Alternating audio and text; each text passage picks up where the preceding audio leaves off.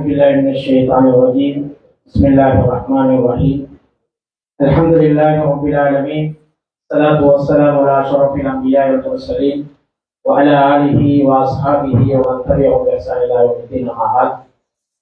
கண்ணியத்துக்கும் மரியாதைக்கும் உரிய பள்ளிவாயல்கள் முஸ்லிம் நிறுவனங்களின் சம்மேளனத்தின் கௌரவ பிரதி தலைவர், அதனுடைய கௌரவ செயலாளர் உட்பட அதன் உறுப்பினர்களே, சம்மேளன ஹஜ் டிராவல்ஸ் நிறுவனத்தின் உறுப்பினர்களே, இங்கு வழிகாட்டிகளாக செல்ல இருக்கிற மதிப்புக்குரிய கண்ணியத்துக்குரிய உலமாக்களே, இங்கு வருகை தந்திருக்கக்கூடிய ஹஜ்ஜை எதிர்பார்த்து காத்து கொண்டிருக்கிற அன்புக்குரிய சகோதர சகோதரிகளே, தாய்மார்களே, நம் அனைவர் மீதும் வல்ல அல்லாஹ்வினுடைய சாந்தியும் சமாதானம் என்றென்றும் உண்டாகட்டும்.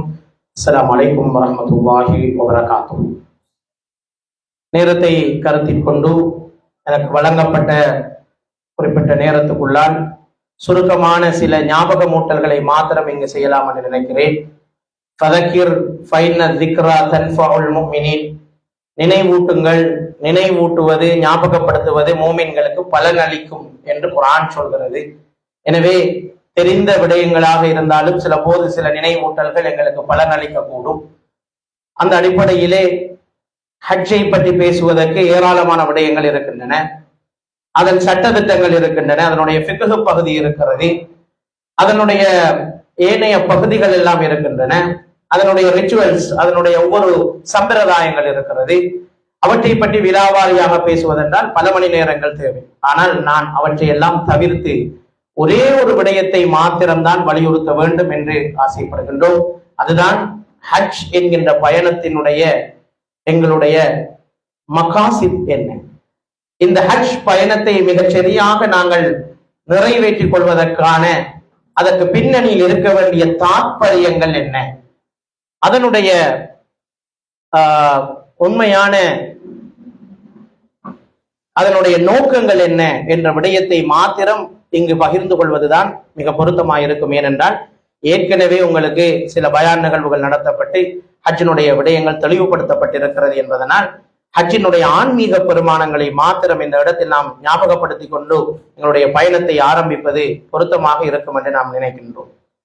அந்த வகையிலே ஹஜ் கடமை என்று சொல்வது இது ஒரு ஆன்மீக பயணமே தவிர அது ஒரு ஆடம்பர பயணம் அல்ல. பொதுவாக நாங்கள் செய்யக்கூடிய எந்த ஒரு பயணமாக இருந்தாலும் முதலில் நாங்கள் அதிலே தேடுகின்ற விடயம் எப்படி வசதியாக இந்த பயணத்தை அமைத்துக் கொள்ளலாம், எங்கே தங்க வேண்டும், எப்படி சாப்பிட வேண்டும், எதனை கொண்டாட வேண்டும், எதனை ரசிக்க வேண்டும் என்று எங்களுடைய ஒட்டுமொத்த பயணத்தினுடைய நோக்கமும் ஒரு ஆடம்பர தேவையாகத்தான் இருக்கும் பொதுவான சுற்றுலா பயணங்களிலே. ஆனால் நாங்கள் இப்போது பயணிக்க இருக்கிற இந்த பயணம் ஒரு ஆடம்பரத்தை நோக்கிய பயணம் கிடையாது, அது ஆன்மீகத்தை நோக்கிய பயணம். படைத்த ரப்புல் இஸ்ஸத் அல்லாஹ்வினுடைய அழைப்பை ஏற்று பயணிக்கின்ற ஒரு பயணம் என்ற அடிப்படையில் முழுக்க முழுக்க இதனுடைய ஒட்டுமொத்த இலக்கும் ஆன்மீக கண்ணோட்டத்தில் அமைந்திருக்க வேண்டும். நாங்கள் செய்கின்ற ஒவ்வொரு செயலும் இபாதத்தாக இருக்க வேண்டும். நாம் கழிக்கின்ற ஒவ்வொரு செகண்டும் அல்லாஹ்வுடைய மீசானுல் ஹசனாத்திலே பாரமாக நன்மைகளாக மாற்றப்பட வேண்டும் என்பதில் தான் எங்களுடைய ஒட்டுமொத்த கவனமும் இருக்க வேண்டும் என்பதை நாம் ஞாபகப்படுத்திக் கொள்கின்றோம். எனவேதான் ஹஜ் கடமையினுடைய இந்த முழுமையான சிறப்புகளை நாங்கள் அடைந்து கொள்ள வேண்டுமாக இருந்தால் ஹஜ்ஜினுடைய இலக்குகள் என்ன என்பதை நாங்கள் தெரிந்திருக்க வேண்டும். அது உணர்த்துகின்ற படிப்பினைகள் என்ன என்பதை பெற்றுக்கொண்டுதான் நாங்கள் அங்கிருந்து இன்ஷா அல்லாஹ் நாடினால் திரும்பி வர வேண்டும். எனவே நாம் செய்ய வேண்டியது என்ன, எங்களுடைய இலக்கு என்ன என்பதை ஒரு முறை ஞாபகப்படுத்துவதுதான் இந்த அமர்வின் நோக்கமாக இருக்கிறது. அன்புக்குரியவர்களே, ஹஜ் என்பது முஸ்லிம்கள் ஒவ்வொரு வருடமும் சவுதி அரேபியா நாட்டிலே அமைந்திருக்கிற மக்கா நகரத்தை நோக்கி மேற்கொள்கின்ற ஒரு புனித யாத்திரை தான் இந்த பயணம். எல்லா சமயங்களிலும் இந்த புனித யாத்திரைகள் இருக்கிறது. அவ்வாறு முஸ்லிம்களுக்கு என்று அல்லாஹ் தஆலா ஆக்கி தந்திருக்கிற ஒரே ஒரு புனித யாத்திரை தான் இந்த ஹஜ்ஜினுடைய புனித யாத்திரையாக இருக்கிறது. ஹிஜ்ரத்துக்கு பிறகு 9வது வருடத்திலே தான் இது கடமையாக்கப்பட்டது. நபிகள் நாயகம் ஸல்லல்லாஹு அலைஹி வஸல்லம் அவர்கள் ஒரே ஒரு ஹஜ் கடமையை தான் தன்னுடைய வாழ்நாளில் நிறைவேற்றவர்களுக்கு கிடைத்திருக்கிறது. முஸ்லிம்களினுடைய ஐம்பெரும் கடமைகளில் இறுதி கடமையாக சொல்லப்படுகின்ற ஒரு கடமை தான் ஹஜ். இறுதி கடமை என்பது இறுதியாக செய்கின்ற கடமை என்பது அதனுடைய அர்த்தம் அல்ல. படிமுறை அடிப்படையிலே தொழுகை, ஆரம்பமாக நாங்கள் எங்களுடைய அகீதாவை உறுதிப்படுத்துகின்ற கலிமா, அதற்கு பிறகு தொழுகை, நோன்பு, ஜகாத் என்று வருகின்ற போது ஹஜ் என்பது இறுதி கடமையை தவிர நம்முடைய வாழ்நாளில் கடைசி பகுதியில் செய்கின்ற ஒரு கடமை என்கின்ற கண்ணோட்டம் இருக்கிறது. அது பிழை. இளமையில் தான் ஹஜ்ஜை அதிகம் செய்வதற்கு முன்னுரிமை கொடுக்கப்பட வேண்டும். உடல் ஆரோக்கியத்தோடு சக்தியோடு செய்ய வேண்டிய ஒரு அமலாகவே அது இருக்கிறது. அதே போன்றுதான் ஒரு முஸ்லிம் தன்னுடைய வாழ்க்கையில் ஆக குறைந்தது ஒரு முறையாவது இந்த பயணத்தை வசதி உள்ளவர்கள் கட்டாயம் செய்ய வேண்டும், எல்லோரும் அதற்காக நியத்து வைக்க வேண்டும் என்று இஸ்லாத்திலே வலியுறுத்தப்பட்டிருக்கிறது. அல்லாஹ்வை வணங்குவதற்கு பல்வேறு வழிமுறைகள் இருக்கிறது. ஒவ்வொரு வணக்கமும் ஒவ்வொரு விதமான வழிபாடு. தொழுகை என்பது ஆன்மீகமும் உள்ளமும் உடலும் சேர்கின்ற ஒரு வழிபாடு. ஜகாத் என்பது பொருளாதாரமும் உள்ளமும் இணைகின்ற ஒரு வழிபாடு. நோன்பு என்பது உடலை வருத்தி உடலால் செய்யப்படுகின்ற ஒரு வழிபாடு. ஹஜ் என்பதுதான் இந்த ஒட்டுமொத்த எல்லாம் ஒன்று சேர்கின்ற ஒரே ஒரு வழிபாடு. அங்கு உடலுக்கும் பணி இருக்கிறது, உள்ளத்துக்கும் பணி இருக்கிறது, செல்வத்துக்கு ஒரு பெரிய பங்களிப்பு இருக்கிறது, ஆன்மாவுக்கு ஒரு பெரிய பங்களிப்பு இருக்கிறது. எல்லாமே ஒன்று சேர்கின்ற ஒரு அமல் என்றால் அது ஹஜ்ஜுடைய அமல் தான். உடலாலும் பொருளாலும் உணர்வாலும் ஆன்மீகத்தாலும் செய்யப்படுகின்ற ஒரு உயர்ந்த இபாதத்து தான் இந்த ஹஜ். அந்த பாக்கியம் தான் உங்களுக்கு கிடைத்திருக்கிற இந்த பாக்கியம். எனவே ஒரு வித்தியாசமான ஒரு அமல் இபாதத்தாக இது அமைந்திருக்கிறது என்பதை நாங்கள் புரிந்து கொள்ள வேண்டும். எனவேதான் உடல் நலமும் பண வசதியும் உள்ள இஸ்லாமியர் ஒவ்வொருவரும் தன்னுடைய ஆயுளில் ஒரு முறையாவது ஹஜ்ஜை செய்வதை இஸ்லாம் கடமையாக்கி இருப்பதை நாங்கள் பார்க்கின்றோம். இதில் அதிகமானவர்கள் முதலாவது தடவை ஹஜ்ஜிக்காக செல்பவர்கள் தான் இங்கு இருப்பீர்கள் என்று நாம் நம்புகிறோம். ஒரு சிலர் இரண்டாவது தடவைகளாக செல்லக்கூடிய சந்தர்ப்பத்தையும் அல்லாஹ் தஆலா தந்திருப்பார். ஹஜ் என்பது புனித பயணம். ஏன் அது புனித பயணம் என்று கேட்டால், அது அல்லாஹ்விடம் எங்களை அர்ப்பணிப்பதாக கருதப்படுகின்றது. ஹஜ்ஜோடு சம்பந்தப்பட்ட எல்லா சொற்களையும் நீங்கள் எடுத்து பார்த்தால் அவை எல்லாமே தியாகத்தோடு சம்பந்தப்பட்டதாக இருக்கிறது. உலுஹியா, ஈதுல் அல்ஹா என்ற இந்த இதெல்லாமே ஹஜ்ஜோடு சம்பந்தப்பட்ட சொற்கள். இந்த எல்லா சொல்லுக்கும் நீங்கள் என்ன அர்த்தம் என்று எடுத்து பார்த்தீர்கள் என்றால் அர்ப்பணம், தியாகம் என்ற அர்த்தம் தான் இருக்கிறது. உலுஹியா என்றாலும் தியாகம், ஈதுல் அல்ஹா என்றால் தியாகம் பெருநாள் என்பதுதான் அதனுடைய அர்த்தமாக இருக்கிறது. எனவே ஒட்டுமொத்த ஹஜ்ஜும் தியாகத்தினுடைய ஒரு வெளிப்பாடு. நபி இப்ராஹிம் அலைஹிஸ்ஸலாம் அவர்களும் அவருடைய குடும்பமும் செய்த அந்த அர்ப்பணம் மிக்க தியாகங்களின் வெளிப்பாட்டை நாங்களும் ஒரு இபாதத்தாக அல்லாஹ் தஆலா மாற்றி இருக்கிறார் என்ற அடிப்படையில் பல தியாகத்தோடு செய்கின்ற ஒரு வழிபாடுதான் இந்த ஹஜ்ஜே. தவிர இது நாம் எதிர்பார்ப்பதை போன்றுதான் எல்லாம் அமையும் என்பது கிடையாது. உங்களுக்கு தெரியும், இப்பொழுது ஞாபகப்படுத்தப்பட்டதற்கு அப்பால் ஹஜ்ஜுடைய கடமைகளில் பல அனர்த்தங்களும் நிகழ்ந்திருக்கின்றன. தீ விபத்துக்கள் இடம்பெற்றிருக்கிறது, இடிபாடுகள் இடம்பெற்றிருக்கிறது, சன நெரிசலினால் ஏற்பட்ட சில விளைவுகள் இடம்பெற்றிருக்கிறது. இப்படி பல விளைவுகளும் ஏற்படலாம். அல்லாஹ்வுடைய நாட்டத்தின் அல்லாஹ் தஆலா இதனை பாதுகாப்பான ஹஜ்ஜா ஆக்கி வைக்க வேண்டும் என்று இந்த இடத்தில் துஆ செய்து கொள்வோம். ஆனால் அல்லாஹ்வுடைய நாட்டத்தின் பிரகாரம் எதுவும் நடக்கலாம். எனவே இந்த பயணம் என்பது எப்போதும் தியாகத்தோடும் அர்ப்பணத்தோடும் சம்பந்தப்பட்ட ஒன்றாகத்தான் இருக்கும் என்ற விடயத்தையும் நாங்கள் ஞாபகப்படுத்திக் கொள்ள வேண்டும். இன்ஷா அல்லாஹ் நீங்கள் 30ஆம் தேதி இங்கிருந்து முன்கூட்டியே புறப்பட்டு சென்றாலும் கூட ஹஜ்ஜினுடைய பிரதான கிரியைகள் அடங்கி இருப்பது துல்ஹஜ் மாதத்தின் 8வது தினத்திலிருந்து 12வது தினத்துக்குள் தான் பிரதானமான ஹஜ்ஜினுடைய சகல ரிச்சுவல்ஸ், அதனுடைய கிரியைகளும் அடங்கி இருக்கிறது என்பதை நாங்கள் பார்க்கிறோம். இந்த மினா, அரஃபா, முஸ்தலிஃபா போன்ற முக்கியமான தலங்களோடு சம்பந்தப்பட்ட இபாதத்துக்கள் எல்லாம் குறிப்பிட்ட அஷ்ஹுரும் மஅலூமான், அதே மாதிரி தான் ஐயாமும் மாதூதாத் என்று அல்லாஹ் தஆலா சொல்வதை போல அது குறிப்பிட்ட நாட்களில் தான் இந்த இபாதத்துக்களை அல்லாஹ் தஆலா வரையறுத்து வைத்திருக்கிறார். நேர காலத்தோடு நாங்கள் செல்வது ஹஜ்ஜுடைய வணக்கத்துக்கு அப்பால் இன்னும் அதிகமான இபாதத்துக்களை, நன்மைகளை நாங்கள் ஈட்டிக் கொள்ள வேண்டும் என்ற ஒரு நல்ல நீயத்தோடு ஒரு தர்பியாவாக இதனை ஆக்கிக் கொள்ள வேண்டும் என்பதற்காகத்தான் பள்ளி வாயில்கள் முஸ்லிம் நிறுவனங்களின் சம்மேளனம் ஒரு நிகழ்ச்சி திட்டத்தை தயாரித்து அதனூடாக உங்களை வழிப்படுத்தி இந்த 30 நாள் ஒரு ட்ரைனிங் புரோகிராம், ஒரு ஆன்மீக ட்ரைனிங் புரோகிராம் தான் இது. அதனை நாங்கள் ஊரிலே செய்யாமல் அல்லாஹ்வுடைய மாளிகைக்கு நேரடியாக சென்று செய்கின்ற ஒரு ட்ரைனிங் புரோகிராமாக இதனை ஆக்கிக் கொள்ள வேண்டும்.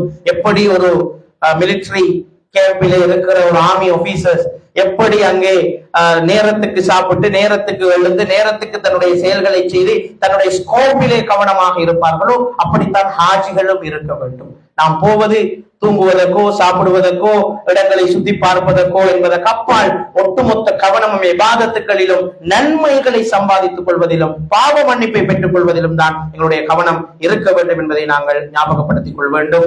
காபாவை தவாப் செய்வது உட்பட முக்கியமான எல்லா இபாதத்துக்களையும் மிக கவனமாக நாங்கள் செய்து முடிக்க வேண்டிய தேவை இருக்கிறது. எனவேதான் துல்ஹஜ் என்பது இஸ்லாமிய மாதத்தில் இறுதி மாதம். அந்த இறுதி மாதத்திலே நாங்கள் செய்கின்ற ஒரு இபாதத்தாகவும் இது அமைந்திருக்கிறது. உண்மையில் இந்த ஹஜ் ஏன் செய்கிறோம் என்பதற்கான பிரதான நோக்கம் என்னவென்றால் அல்லாஹ்வுடைய அழைப்புக்கு பதிலளிப்பது. நீங்கள் ஹஜ்ஜிலே ஓதக்கூடிய அந்த தல்பியா, லப்பைக் அல்லாஹும்ம லப்பைக் என்று சொல்லக்கூடிய அந்த தல்பியா என்பது யா அல்லாஹ், உன்னுடைய அழைப்புக்கு நான் பதில் அளித்து விட்டேன். உன்னுடைய அழைப்புக்கு என்னுடைய பொருளாதாரத்தை செலவழித்து வந்திருக்கிறேன். எனக்கு எத்தனையோ தேவைகள் இருக்கிறது. அவற்றை எல்லாம் புறந்தள்ளி விட்டு உன்னுடைய இல்லத்தை தரிசிக்க வேண்டும் என்பதற்காகத்தான் நான் இங்கே வந்திருக்கிறேன் என்று இப்ராஹிம் அலைஹிஸ்ஸலாம் அவர்கள் ஊடாக அல்லாஹ் தஆலா விடுத்த அந்த அழைப்புக்கு நாங்கள் பதில் அளிக்கின்ற ஒரு கடமை தான் இந்த ஹஜ்ஜுடைய கடமை. இந்த உணர்வோடு தான் ஹஜ் முடியும் வரைக்கும் இருக்க வேண்டும். நான் வந்திருப்பது அல்லாஹ்வினுடைய அழைப்பின் பேரில், அல்லாஹ்வினுடைய அழைப்புக்கு பதில் அளிப்பதற்காக நான் வந்திருக்கிறேன் என்ற ஒரு உணர்வு. இரண்டாவது, ஹஜ்ஜினுடைய எல்லா கிரியைகளையும் நீங்கள் பார்த்தால் மறுமையை நினைவூட்டக்கூடியதாக இருக்கும். அந்த இஹ்ராமுடைய ஆடையில் தொடங்கி அரபா வெளியில் தரித்திருப்பது தொடக்கம் பெரும்பாலான விடயங்கள் உங்களுக்கு மறுமையை ஞாபகப்படுத்தக்கூடியதாகத்தான் இருக்க போகிறது. எனவேதான் இந்த காத்தான்குடி பிரதேசத்திலிருந்து உறவுகளையும் உலக பற்றுதல்களையும் எல்லாவற்றையும் சில போது குழந்தைகளையும் விட்டு விட்டு போகின்றோம். அப்படி போகின்ற அந்த பயணம் ஏன் இவ்வளவு நாளும் யாரையும் பிரியாத, எங்களுடைய குடும்பத்தை பிரியாத, ஊரை பிரியாத, பல விடயங்களை பிரியாத நாங்கள் எங்களுடைய தொழிலை விட்டு, எங்களுடைய பொருளாதாரத்தை விட்டு, குடும்பத்தை விட்டு போகிறோம் என்றால் இது எல்லாத்துக்கு பின்னாலே வைக்கிறது ஒரே ஒரு நோக்கம் தான், அல்லாஹ்வுடைய அழைப்புக்கு பதிலளிக்க வேண்டும். எனவே அந்த அழைப்புக்கு நான் பதிலளிப்பதற்காக வந்திருக்கிறேன் என்ற உணர்வோடு தான் நாங்கள் போக வேண்டும். எனவேதான் இந்த பயணம் வெறுமனே ஒரு உடல் ரீதியான பயணம் அல்ல, இது ஒரு ஆத்மீக பயணம். குடும்பம், சொத்து, சுகம், ஊர், சௌகரியம் எல்லாவற்றையும் விட்டு உடலால் செய்கின்ற ஒரு பயணமாக இது இருக்கின்ற அதே நேரத்திலே உலக மாயைகளை எல்லாம் துறந்து இறைவனுடைய நெருக்கத்தையும் தக்குவாவையும் மரணத்தின் பின்னரான வாழ்க்கையையும் நோக்கிய தேடலாக இதனை ஆக்கிக் கொள்கிறோமே, இது உள்ளத்தினுடைய ஹஜ்ஜாக இருக்கிறது. எனவே எங்களுடைய ஹஜ் அநேகவே சொன்னதை போல உடலுக்கான ஹஜ்ஜை மாத்திரம் செய்துவிட்டு திரும்பி வரக்கூடாது. பலர் அப்படித்தான் இருக்கிறார். உடலுக்கான ஹஜ்ஜை செய்வார்கள். எத்தனை தவாப் செய்தோம், எத்தனை முறை உம்ரா செய்தோம் என்ற எண்ணிக்கையில் கவனம் செலுத்துவதை விடுத்துவிட்டு எந்த அளவு உணர்வு பூர்வமாக அதனை செய்தோம் என்பதில் எங்களுடைய கவனத்தை குவிக்க வேண்டிய தேவை இருக்கிறது. எனவேதான் இந்த விடயத்தில் நாங்கள் கூடுதல் கவனம் செலுத்த வேண்டும். எனவே சடங்குகளை மனப்பாடம் செய்து கிரியைகளுக்கு முக்கியத்துவம் கொடுப்பது என்பது ஒரு புறம் இருந்தாலும் அதை விட உயிரோட்டத்தை உள்வாங்கி ஆன்மாவுக்கான பயணமாக இதனை செய்து கொள்வது மிக முக்கியமாக இருக்கிறது. ரெண்டு ஃபிக்ஹ் இருக்கிறது. ஒன்று இந்த சட்ட பகுதியோடு சம்பந்தப்பட்ட ஒரு ஃபிக்ஹ் இருக்கிறது. அதை பற்றி நீங்கள் கட்டாயம் கவனம் செலுத்த வேண்டும். ஏனென்றால் ஸல்லல்லாஹு அலைஹி வஸல்லம் அவர்கள் சொன்னார்கள், ஹுது அன்னி மனாசிக்கக்கும் தான், நான் எப்படி ஹஜ் செய்த கிரியைகளை செய்தேனோ அப்படித்தான் நீங்களும் செய்ய வேண்டும். நீங்கள் விரும்பிய மாதிரி செய்ய முடியாது. எனவே ஒரு பக்கம் நாங்கள் தெரிந்திருக்க வேண்டியது ஃபிக்ஹுடைய சட்டங்கள், எப்படி ஹஜ்ஜை நிறைவேற்ற வேண்டும், எந்த இடத்தில் எப்படி நடந்து கொள்ள வேண்டும் என்பது ஒரு பகுதி. ஆனால் அது மாத்திரமல்ல, இன்னொரு பகுதி இருக்கிறது, ஃபிக்ஹு சுலூக். அது சுலூக்கோடு சம்பந்தப்பட்டது, ஆத்மாவோடு சம்பந்தப்பட்டது, எங்களுடைய பண்பாடுகளோடு சம்பந்தப்பட்ட ஒரு விடயம் இருக்கிறது. அந்த யதார்த்தத்தையும் நாங்கள் ஆழமாக புரிந்து கொண்டு செயல்பட வேண்டிய தேவை இருக்கிறது. எனவேதான் இந்த 4 விடயங்கள் இருக்கிறது. சிலர் இந்த முதலாவது வட்டத்தோடு வெளியேறி விடுவார்கள். வெளிப்படையான சட்டங்களை மாத்திரம் பின்பற்றி உடலினுடைய செயற்பாடுகளை மாத்திரம் செய்து தவாப் செய்தோம், சாயு செய்தோம், ஹல்க் செய்தோம், பிராணிகளை உதவியா கொடுத்தோம், ஹஜ்ஜை முடித்தோம், வந்தோம் என்று இருப்பவர்களும் இருப்பார்கள். எங்களோடு கூட சிலர் அப்படி வந்து போகலாம். அதை பாதுகாக்க வேண்டும். அது உண்மையான ஹஜ் கிடையாது. அது தோற்றத்திலே செய்கின்ற ஹஜ். அதுக்கு அல்லாஹ்விடத்திலே கூலி கிடையாது. அது வெளிப்படையான சட்டங்களை மாத்திரம் பின்பற்றி செய்கின்ற வெளிவட்டத்திலே செய்கின்ற ஹஜ். இன்னொரு ஹஜ் இருக்கிறது, ஆன்மீக உண்மைகளை புரிந்து, ஹஜ்ஜினுடைய யதார்த்தத்தை புரிந்து, அதனுடைய தாற்பயத்தை புரிந்து ஆன்மீக உணர்வோடு செய்கின்ற ஹஜ். அதையும் தாண்டி இன்னும் கொஞ்சம் உள்ளுக்கு போனால் ஹஜ்ஜினுடைய எல்லா மகாசிதுகள், அதை ஏன் ஹஜ் கடமையாக்கப்பட்டது என்பதற்கு பின்னால் இஸ்லாமிய அறிஞர்கள் பல்வேறு நோக்கங்களை சொல்லியிருக்கிறார். அந்த நோக்கங்களை எல்லாம் அடைந்த ஒரு ஹஜ், இந்த 3ஐயும் நிறைவேற்றுகின்ற போது கிடைக்கின்ற ஒரு விடயம் தான் ஹஜ்ஜுல் மப்ரூர். ஹஜ்ஜுல் மப்ரூர், அதுல எழுத்து பிள்ளை உண்டிக்கிற ஹஜ்ஜுல் மப்ரூர், அங்கீகரிக்கப்பட்ட ஹஜ். ஹஜ் என்று சொல்லி இருக்கலாம் ஹதீஸிலே, ஏன் ஹஜ்ஜுல் மப்ரூர் என்று சொல்ல வேண்டும்? எல்லா ஹஜ்ஜும் அங்கீகரிக்கப்படுவதில்லை. அதனால் தான் அங்கீகரிக்கப்பட்ட ஹஜ் என்று ஸல்லல்லாஹு அலைஹி வஸல்லம் அவர்கள் வரையறுத்து சொல்லி இருக்கிறார். எல்லோருடைய ஹஜ்ஜும் அங்கீகரிக்கப்படுவதில்லை. ஹஜ் அங்கீகரிக்கப்பட்ட ஹஜ், அங்கீகரிக்கப்படாத ஹஜ் என்று இருக்கிறது. எனவே வெளிவட்டத்தோடு மாத்திரம் நாங்கள் வெளியேறி வந்தால் அது அங்கீகரிக்கப்படாத ஹஜ்ஜாக மாறிவிடலாம். அல்லாஹ் பாதுகாக்க வேண்டும். எனவே இந்த உள் வட்டம் வரைக்கும் சென்று எங்களுடைய இந்த ஹஜ்ஜை நிறைவேற்றுவதில் தான் நம்முடைய ஒட்டுமொத்த கவனமும் இருக்க வேண்டும் என்பதை நாங்கள் விளங்கிக் கொள்ள வேண்டும். எனவே இது ஒரு இடத்தை சென்று பார்த்து வருவதற்கான பயணம் அல்ல, இறைவனுடைய திருப்பொருத்தத்தை பெற்று வருவதற்கான, அல்லாஹ்வுடைய ரிலாவை பெற்று வருவதற்கான ஒரு சந்தர்ப்பமாக இதனை நாங்கள் ஆக்கிக் கொள்ள வேண்டும். இதனால் தான் பாவங்கள் கலக்காத, இறைவனால் ஏற்றுக்கொள்ளப்பட்ட முழுமையான ஹஜ், ஹஜ்ஜுல் மப்ரூர் என்று ஸல்லல்லாஹு அலைஹி வஸல்லம் அவர்கள் ஹதீஸ்களிலே சொல்லி இருப்பதை நாங்கள் பார்க்கின்றோம். எனவேதான் அன்புக்குரிய தாய்மார்களே, சகோதரிகளே, இந்த ஹஜ் எப்படி முக்கியத்துவம் பெறுகிறது என்றால், ஒட்டுமொத்த பாவத்தையும் மன்னிக்கப்படுகின்ற ஒரு இபாதத் ஹஜ். ஒட்டுமொத்த பாவம், இதுவரைக்கும் செய்த எல்லா பாவங்களையும் மன்னித்து விட்டு ஃப்ரெஷ்ஷாக மீண்டும் உலகத்தில் பிறப்பதற்கு சமனான ஒரு சந்தர்ப்பம் கிடைக்கிற ஒரு இபாதத் தான் ஹஜ். ஜிஹாத் எடுத்துக்கொண்டால் அதிலும் பாவங்கள் முழுமையாக மன்னிக்கப்படும். ஆனால் ஒருவர் ஷஹீதானால் மீண்டும் உலகத்துக்கு வருவதற்கான சந்தர்ப்பம் குறையும். ஆனால் ஹஜ்ஜிலே பாவங்கள் எல்லாம் மன்னிக்கப்பட்டு மீண்டும் நன்மைகளை அதிகம் செய்து அந்தஸ்துகளை உயர்த்திக் கொள்வதற்கு சந்தர்ப்பம் கிடைக்குது. இதை சொல்வார்கள் மறுவாழ்வுதான். ஹஜ்ஜுக்கு போயிட்டு திரும்பி வரும்போது நம்முடைய பாவங்களை எல்லாம் கழுவி நன்மைகளை எல்லாம் அதிகரித்து மீண்டும் அல்லாஹ்வை வணங்குவதற்கு சந்தர்ப்பத்தை பெற்று வருகின்ற ஒரு பெரிய சந்தர்ப்பம். எனவேதான் பெரும் தௌபா ஹஜ்ஜை பற்றி சொல்லப்பட்ட ஹதீஸ்கள் அப்படித்தான் சொல்கிறது. இரண்டாவது, துவா அங்கீகரிக்கப்படும் என்று சொல்லப்பட்ட பெரும்பாலான சந்தர்ப்பங்கள் அமைந்திருப்பது ஹஜ்ஜோடு. அரபாவிலே கேட்கப்படுகின்ற பிரார்த்தனை, காபாவிலே வைத்து செய்யப்படுகின்ற பிரார்த்தனை, ஜம்சம் நீரை அறிந்துவிட்டு கேட்கின்ற பிரார்த்தனைகள் என்று ஹதீஸ்களிலே வந்திருக்கிற பல துவாக்கள் அங்கீகரிக்கப்படும் என்று சொன்ன சந்தர்ப்பங்கள் எல்லாம் எங்கே இருக்கிறது? ஹஜ்ஜோடு சம்பந்தப்பட்டிருக்கிறது. அந்த வாய்ப்பு எங்களுக்கு கிடைக்கிறது. எனவே முழுமையான நேரங்களும் ஹஜ்ஜினுடைய காலங்கள் அதிகமாக எங்களுடைய நாவுகள் துவாவோடு தான் இருக்க வேண்டும். அதிகமான துவாக்களோடு எங்களுடைய ஒவ்வொரு அசைவுகளும் இருக்க வேண்டும் என்பதை நாங்கள் விளங்கிக் கொள்ள வேண்டும். மூன்றாவது முக்கியமான ஒரு விடயம் தான், நீங்கள் பயணிக்க போகின்ற இடங்கள், உங்களுடைய கால்கள் நடக்க போகின்ற இடங்கள் சாதாரண இடங்கள் அல்ல. அது நபிமார்களின் கால் பாதங்கள் பதிந்த பூமி. ரசூலுல்லாஹி ஸல்லல்லாஹு அலைஹி வஸல்லம் அவர்கள் உருண்டு பிறண்டு நடந்து உழுந்து வாழ்ந்த பூமி, யுத்தம் செய்து வாழ்ந்த பூமி, சஹாபாக்கள் வாழ்ந்த பூமி. எனக்கு அந்த உணர்வோடு நாங்கள் அங்கே செல்ல வேண்டும். அந்த நபியோடு வாழுகின்ற பாக்கியம் எங்களுக்கு கிடைக்கவில்லை. அந்த சஹாபாக்களோடு வாழக்கூடிய பாக்கியம் எங்களுக்கு சில போது கிடைக்கவில்லை. அவர்கள் வாழ்ந்த இடத்திலே, அவர்கள் இருந்த இடத்திலே, அவர்கள் தொழுத இடத்திலே, அவர் சுஜூது செய்த இடத்திலே எனக்கும் சுஜூது செய்கிற பாக்கியத்தை அல்லாஹ் தந்திருக்கிறான் என்று அப்படிப்பட்ட ஒரு ஆத்மார்த்தமான ஒரு பயணமாக, வரலாற்று பயணமாக அல்லாஹ் தஆலா இந்த ஹஜ்ஜை ஆக்கி இருக்கிறான் என்பது இன்னும் ஒரு சிறப்பம்சமாக இருக்கிறது. மாத்திரமல்ல, பெண்களினுடைய ஜிஹாத் என்று வர்ணிக்கப்பட்ட ஒரு அமல் தான் இந்த ஹஜ். நிறைய பெண்கள் இந்த முறை ஹஜ்ஜுக்காக செல்கிறீர்கள். அல்லாஹ் தஆலா உங்களுக்கு அருள் பாலிக்கட்டும். அன்புக்குரிய சகோதரிகளே, தாய்மார்களே, ஆயிஷா ரலியல்லாஹு அன்ஹா அவர்கள் போய் ஸல்லல்லாஹு அலைஹி வஸல்லம் இடத்திலே எங்களுக்கும் நீங்கள் ஜிஹாதை கடமையாக்க வேண்டும் என்று கேட்டபோது, இல்லை, நீங்கள் சரியான முறையில் ஹஜ்ஜி செய்தால் அதுவே உங்களுக்கு ஜிஹாதினுடைய நன்மையை தந்துவிடும் என்று ஸல்லல்லாஹு அலைஹி வஸல்லம் சொன்ன ஒரு பெரிய நன்மையை தரக்கூடிய ஒரு விடயம் தான் இந்த ஹஜ். எனவே அப்படிப்பட்ட ஒரு இபாதத்தை செய்வதற்காக நாங்கள் போகின்றோம். இந்த நேரத்திலே மிக முக்கியமான ஒரு விடயம், ஹஜ் அங்கீகரிக்கப்பட வேண்டுமாக இருந்தால் அதற்கு முன்னால் சில நிபந்தனைகள் பூரணமாக இருக்க வேண்டும். பெரும்பாலும் அதனை செய்திருப்போம். இன்னும் சில குறைபாடுகள் இருந்தால் அவற்றை நிவர்த்தித்துக் கொள்ள வேண்டும்.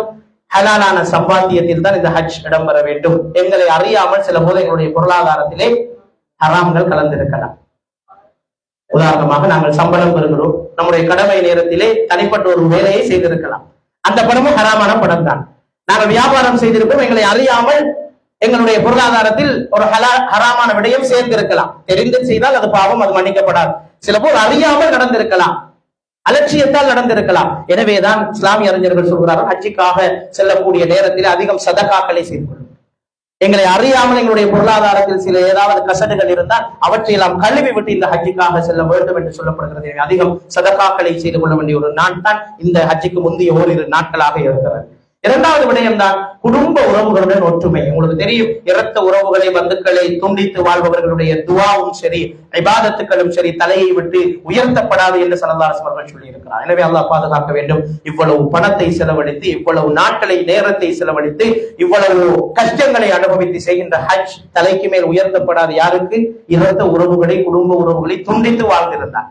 எனவே அப்படி ஏதாவது உங்களுடைய குடும்பங்களுக்குள் சச்சரவுகள், குடும்பங்கள் மாத்திரமல்ல, நெருங்கிய நண்பர்கள், தெரிந்தவர்கள், வியாபார தோழர்கள் இருப்பார்கள். அப்படி இருந்தால் நாங்கள் பெருமனது பண்ணி ஹஜ்ஜுக்காக செல்கிறோம், திரும்பி வருவோமோ தெரியாது, அல்லாஹ்வுக்காக செல்கின்ற பயணம். எனவே ஈகோவை விட்டு, எங்களுடைய பெருமைகளை விட்டு நாங்களாக இறங்கி போய் எல்லோரும் நல்ல மனதோடு, சலாமத்து சதுரோடு இந்த ஹஜ்ஜுக்கு போக வேண்டும். உள்ளத்திலே வஞ்சத்தோடு, நாங்கள் பொறாமையோடு இந்த ஹஜ்ஜுக்காக நாங்கள் சென்றால் அந்த ஹஜ் ஹஜ்ஜுல் மப்ரூராக இருக்காது. எனவே முடியுமான வரைக்கும் எல்லா உறவுகளுடையும், அவர்கள் எங்களுக்கு அநீதி செய்திருந்தால், அவர்கள் எங்களை துண்டித்து நடந்திருந்தால் பரவாயில்லை, இது அல்லாஹ்வுக்காக செல்கின்ற பயணம். அந்த பயணத்துக்கு முன்னால் நான் என்னுடைய உள்ளத்தை சலாமத்து சதராக வைத்துக் கொண்டுதான் போக வேண்டும் என்பதில் கவனம் செலுத்துவோம். மூன்றாவது, கடன் அல்லது வேறு பொறுப்புகள் இருந்தால் அந்த எல்லா பொறுப்புகளையும் ஒப்படைத்து விட்டு செல்ல வேண்டும். ஒரு நீண்ட தூர பயணம், நீண்ட நாட்களுக்கான பயணம். எனவே பயண ஏற்பாடுகளுக்கு முன்னால் எல்லா பொறுப்புகளும், நான் வராவிட்டால் அடுத்தது சரியாக நடக்கின்ற அளவிலே எல்லா விடயங்களையும் ஏற்பாடு செய்துவிட்டுதான் இந்த பயணத்துக்கு போகும். ஹஜ்ஜுக்கு போறவர்கள் திரும்பி வரக்கூடாது என்ற எந்த நிபந்தனையும் இல்லை. அப்படி கிடையாது, வர வேண்டும், மீண்டும் வரலாம். ஆனால் ஒரு நீண்ட தூர பயணம் என்பதால், நீண்ட நாட்களுக்கும் செல்கின்ற பயணம் என்பதால் இந்த ஏற்பாடுகளையும் செய்து கொண்டு போவது மிகச் சிறந்த ஒரு வழிமுறையாக இருக்கும். பொறுப்புகளை எல்லாம் நிறைவேற்றி விட்டு, ஒப்படைத்து விட்டு, அமானிதங்கள் இருந்தால் அதனை ஒப்படைத்து விட்டு, வேறு யாருடைய பொருட்கள் மற்ற விஷயங்கள் அமானிதங்கள் அவற்றையெல்லாம் முறையாக ஒப்படைத்து விட்டு நாங்கள் செல்வது மிக பொருத்தமானதாக இருக்கும். செயல்களில் சிறந்த செயல் என்று ஹஜ்ஜை பற்றி ஸல்லல்லாஹு அலைஹி வஸல்லம் அவர்கள் சொன்னார்கள். நீங்கள் செய்கின்ற செயலிலே மிகச்சிறந்த செயல் எதற்கு கேட்கப்பட்ட போது குறைகள் ஏதுமற்ற வகையில் செய்யப்படுகின்ற ஹஜ் தான் என்று ஸல்லல்லாஹு அலைஹி வஸல்லம் அவர்கள் சொன்ன ஹதீஸ் புகாரியிலே முஸ்லிமிலே பதிவாயிருக்கிறது. எனவே நீங்கள் செய்ய போகின்ற செயல் அல்லாஹ்வுக்கு மிக விருப்பமான செயல்களில் சிறந்த செயல் என்பதை நாங்கள் பார்க்கிறோம். இந்த மப்ரூரான அங்கீகரிக்கப்பட்ட ஹஜ்ஜுக்கு சொர்க்கத்தை தவிர வேறு கூலி இல்லை என்று ஸல்லல்லாஹு அலைஹி வஸல்லம் அவர்கள் சொல்லி இருக்கிறார்கள். ஆபாசமும் பாவமான காரியங்களும் கலக்காமல் செய்யப்படுகின்ற ஹஜ்ஜை செய்பவர் அன்று பிறந்த பாடகரை போல திரும்பி வருவார் என்று சொல்லப்பட்டது ஒரு வெறும் வார்த்தை அல்ல, அதுக்கு பின்னால் பெரிய அர்த்தம் இருக்கிறது. அல்லாஹ் தஆலா தன்னுடைய அழைப்பை ஏற்று தன்னுடைய இடத்துக்கு தேடி வருகின்ற நபரை வெகுமதி அளிக்காமல் திருப்பி அனுப்ப விரும்பவில்லை. எனவே தான் அவருக்கு கொடுக்கிற வெகுமதி என்ன தெரியுமா? உங்களோட ஒட்டுமொத்த எல்லா பாவங்களையும் மன்னிக்கிற ஒரு சந்தர்ப்பம் அல்லாஹ் தஆலா ஆக்கி அவரை மீண்டும் ஒரு லைஃப், ஒரு வாழ்க்கையை அவருக்கு கொடுத்து அனுப்புகின்ற ஒரு சந்தர்ப்பமாக அல்லாஹ் தஆலா இதனை ஆக்கி வைத்திருக்கிறான் என்பதை நாங்கள் பார்க்கிறோம். அடுத்தது ஸல்லல்லாஹு அலைஹி வஸல்லம் அவர்கள் சொன்னார்கள், யார் ஹஜ் கடமையை வரம்பு மீறாமலும் தாம்பத்தியத்தில் ஈடுபடாமலும் இறைவனுக்கு கீழ்ப்படியாமை போன்ற தன்மைகளிலிருந்து விலகியும் நிறைவேற்றுவார்களோ அவர்கள் அல்லாஹ் தஆலா பாலகர்களாக பாவங்களற்ற நிலையில் இல்லங்களுக்கு திரும்புவார்கள் என்ற இந்த ஹதீஸும் எங்களுக்கு மிகச்சிறந்த ஒரு நன்மையை சுட்டிக்காட்டுகிறது. ஒட்டுமொத்த பாவங்களையும் மன்னித்து அனுப்புகின்ற ஒரு சந்தர்ப்பமாக இது அமைந்திருக்கின்றது. அன்புக்குரியவர்களே, இது எல்லாத்தையும் விட முக்கியமான ஒரு ஹதீஸ் தான் இந்த ஏற்கனவே நான் சொன்ன ஹதீஸ். பாவங்களற்ற ஹஜ்ஜுக்குரிய கூலி சொர்க்கத்தை தவிர வேறொன்று. இந்த ஹதீஸை நீங்க பொதுவா பார்க்கறதோட முன்னாலே அந்த சொல்லையும் சேர்த்து பாருங்க. பாவங்களற்ற ஹஜ் என்று ஏன் சொல்ல வேண்டும் என்றால், ஹஜ்ஜினுடைய முதலாவது மகாசிதுகள்ல ஒன்றுதான் ஹஜ் உள ரீதியான ஒரு பயிற்றுவிப்பை கொடுக்க வேண்டும், பாவங்களை விட்டும் தவிர்க்க வேண்டும். ஹஜ்ஜிலையும் போய் நாங்கள் இன்னும் அடுத்த மனிதர்களோடு நடந்து கொள்ற ஒழுங்குகள், பேச்சு ஒழுங்குகள், நம்முடைய அன்றாட நடைமுறைகள் இருக்கக்கூடாது, எந்த ஒரு பாவமும் கலந்து விடக்கூடாது இந்த ஹஜ்ஜிலே என்பதை மிக கவனம் செலுத்த வேண்டும். ஏனென்றால் அந்த ஒரு நிபந்தனையாக சொல்லப்பட்டிருக்கிறது. ஹஜ்ஜுக்கு சொர்க்கம் சுவர், ஆனால் பாவங்கள் இல்லாத ஹஜ்ஜாக இருக்க வேண்டும் என்பது முக்கியத்துவம் கொடுக்கப்பட வேண்டிய ஒரு விடயமாக இருக்கிறது என்பதை நாங்கள் பார்க்கின்றோம். ஏற்கனவே சொன்ன ஹதீஸ் ஜிஹாதுடைய நன்மை கிடைக்கும் என்று சொல்லப்பட்டிருக்கின்றது. எனவே அன்புக்குரிய சகோதர சகோதரிகளே, எங்களுக்கு கிடைக்கிற ஒரு பெரிய வாய்ப்பு தான். ஸல்லல்லாஹு அலைஹி வஸல்லம் அவர்கள் சொன்னார்கள், அல்லாஹ் இந்த உலகத்திலே நரகவாதிகளை அதிகம் விடுதலை செய்வது அரஃபாவுடைய தினத்தில் தான். அரஃபாவுடைய தினத்திலே அல்லாஹ் தஆலா அடிவானத்துக்கு இறங்கி வருவதாக ஸல்லல்லாஹு அலைஹி வஸல்லம் அவர்கள் சொன்னார்கள். அவ்வாறு அடிவானத்துக்கு இறங்கி வந்து மலக்குமார்களை எல்லாம் அழைத்து கேட்பானா, இவர்களுக்கு என்ன தேவை, இந்த செல்வந்தனுக்கு என்ன தேவை, அவனுக்கு வீட்டுல தூங்குறதுக்கு இடம் இல்லையா, அவனுக்கு கொடுக்கறதுக்கு பெரிய உடுப்பு இல்லையா, அவனுக்கு மாட மாளிகைகள் இல்லையா, எல்லாத்தையும் விட்டு போட்டு புழுதி படிந்த தலையோடு இந்த வெட்ட வெளியிலே இந்த மைதானத்திலே எனக்காக இந்த அடியான் வந்திருக்கிறானே என்று அல்லாஹ் உங்களோட பேரை சொல்லி பெருமைப்படுவான்.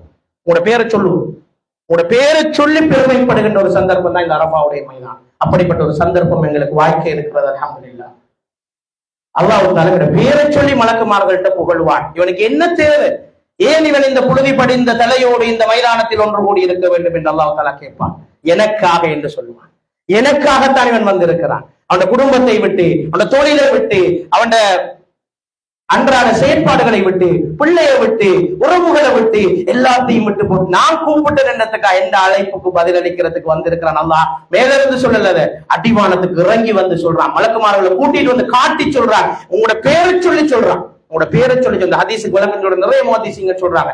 அல்லாஹ் தஆலா ஒவ்வொரு தனி மனிதனை சொல்லி சொல்லி சொல்வான். இந்த மனிதன் எனக்காக வந்திருக்கிறான், இந்த மனிதன் எனக்காக வந்திருக்கிறான் என்று பேர்களை சொல்லி அல்லாஹ் தஆலா உங்களை அழைச்சி எந்த அழைப்புக்கு பதிலளிக்க வந்த இந்த மனிதனுக்கு நான் கூலி கொடுக்க போறேன் என்று சொல்லிட்டு அந்த அரஃபாவுல உங்களோட பேரை நரகத்திலிருந்து தூக்கி சொர்க்கத்துல போடுற ஒரு நாள் தான் இந்த அரஃபாவுடைய நாள். அல்லாஹ் தஆலா அந்த பாக்கியத்தை எல்லோருக்கும் தர வேண்டும்.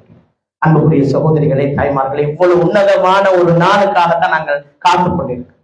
அப்படிப்பட்ட ஒரு பயணம் தான் இந்த ஹஜ்ஜுடைய பயணம் என்பதை நீங்கள் ஞாபகம் வைத்துக் கொள்ள வேண்டும். எனவே அரஃபாவுடைய நாள் வெட்ட வழியில சுடும் வெயிலில் அல்லாஹ்வுக்கு முன்னால மண்டியிட்டு, யா அல்லாஹ் என்னை மன்னித்து விட, என்ன நரக நெருப்புல இருந்து பாதுகாத்து அதிகமா நீங்கள் பிரார்த்தனை செய்து கொள்ள வேண்டும். அந்த லட்சக்கணக்கானவர்களுடைய கதறல் கியாமத்து நாளை ஞாபகப்படுத்தும். இந்த அரஃபா மைதானம் நாளைக்கு மஹ்ஷர் மைதானம்.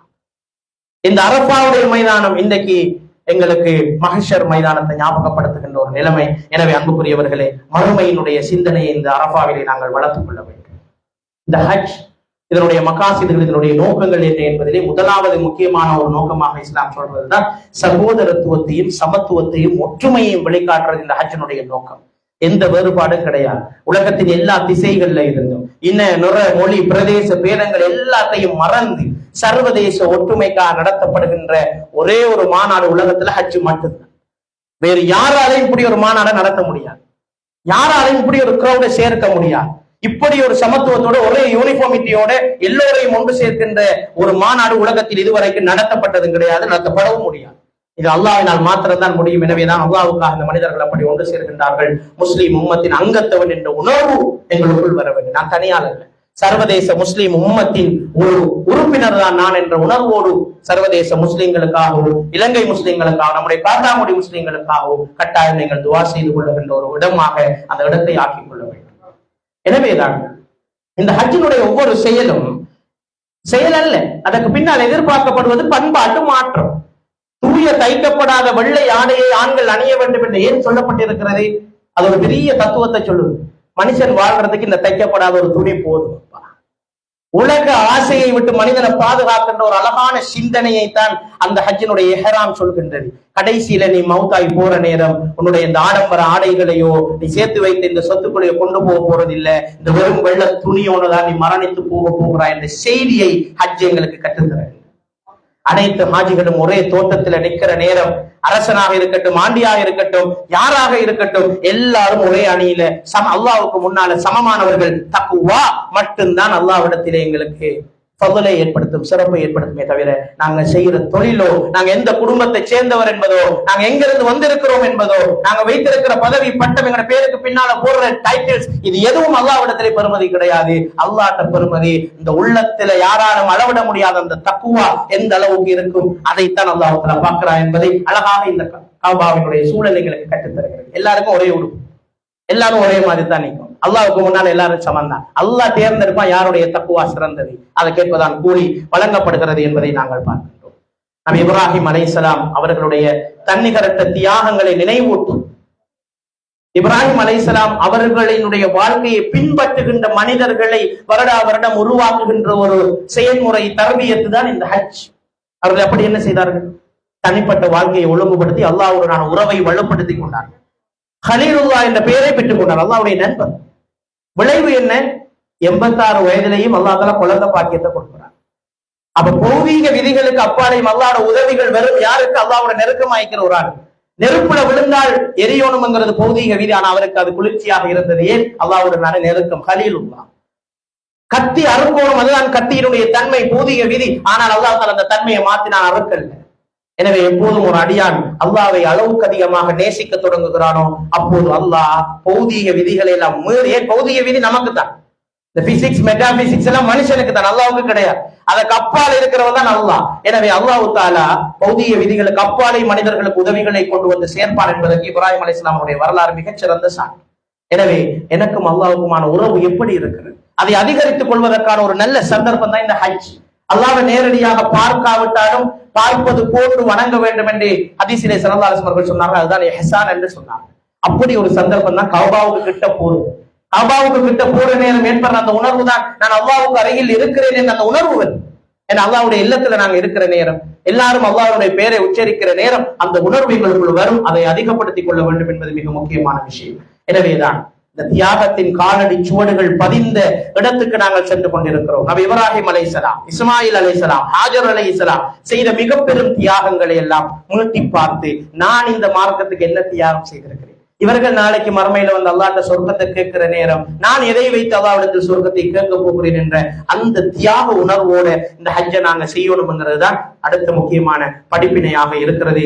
மாத்திரமல்ல, இப்ராஹிம் அலைஹிஸ்ஸலாம் ஏகத்துவத்துக்காக உழைத்தார்கள், அதில் வந்த கஷ்டங்களை சகித்துக் கொண்டார்கள். தந்தை ஆசர் அவர்களிடம் சிலை வணக்கம் தொடர்பாக விவாதம் செய்தார்கள். விளைவு கல்லறிந்து உன்னை கொள்வேன் என்று தந்தை சொல்லியும் அதை ஏற்றுக்கொண்டு வீட்டை விட்டு வெளியேறி சென்றார்கள். சிலை உடைத்தார்கள், சிந்தனைகளை உடைத்தார்கள், இயற்கை தெய்வங்களை மறுத்து தந்திரோபாய தவாவை செய்து நட்சத்திரங்களை, சூரியனை, நெருப்பை காட்டி இதுவெல்லாம் கடவுளாக இருக்க முடியாது என்று பகுத்தறிவு ரீதியாக மறுத்தார்கள், கிடங்கிலே வீசப்பட்டார்கள். இப்படி ஏகத்துவத்துக்காக அவர்கள் செய்த தியாகங்கள் எத்தனையோ இருக்கிறது. எனவே நாங்கள் என்ன தியாகத்தை செய்ய போகிறோம் என்பதையும் நினைவூட்டுகின்ற ஒரு இடமாக நாங்கள் அதனை ஆக்கிக் கொள்ள வேண்டும். சிறப்பான குடும்ப உருவாக்கம் போன்ற பல விடயங்களை அவர்கள் செய்திருக்கிறார் என்பதை நாம் ஞாபகப்படுத்திக் கொள்கின்றோம்.